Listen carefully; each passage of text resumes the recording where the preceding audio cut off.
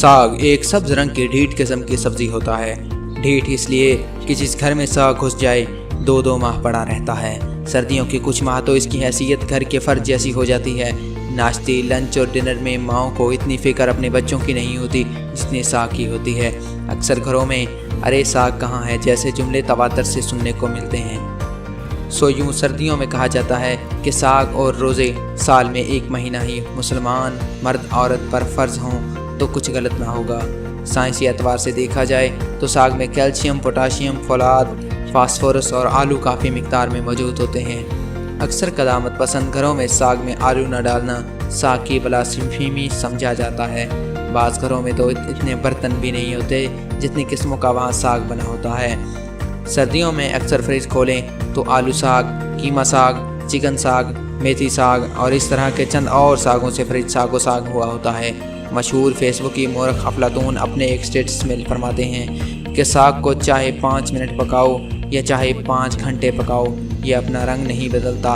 अगर इसमें कुछ और कलर्स मार्केट में लॉन्च कर दिए जाएं तो ये एक अच्छी सब्ज़ी साबित हो सकता है। साग के मुतालिक औरतें इतनी इमोशनल होती हैं कि अगर आप अपनी अम्मी के सामने साग की बुराई कर दें तो वो रो भी सकती हैं। फी ज़माना अगर कोई फ़र्द ये दावा करता है कि उसने कभी साग नहीं खाया, या तो वो झूठ बोलता है या फिर उसके रिश्तेदार पंजाब में मौजूद नहीं हैं। पंजाब के ज़िला झंग की चूड़ियाँ, मौलवी और साग पूरे मुल्क में मशहूर हैं। अगर कोई दूर परे का रिश्तेदार मेहमान बनकर आए और साग साथ न लाए, या तो फिर अब रिश्तेदार नहीं रहता या फिर मेहमान नहीं रहता।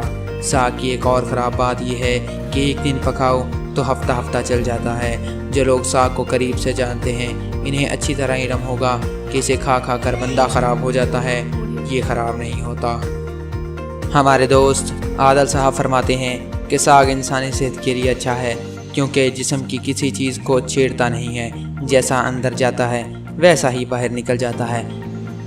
बहरहाल हमारा मानना तो ये है कि साग और आग जिस घर को लग जाए वो मुश्किल से ही बचते हैं। साग के मुतल्लिक़ तारीख़ ऐसे ही खामोश है जैसे हम हर रोज़ साग सामने देखकर खामोश हो जाते हैं। लेकिन अगर बात पाकिस्तान की हो तो उसके झंडे और साग में काफ़ी मुमासलत पाई जाती है।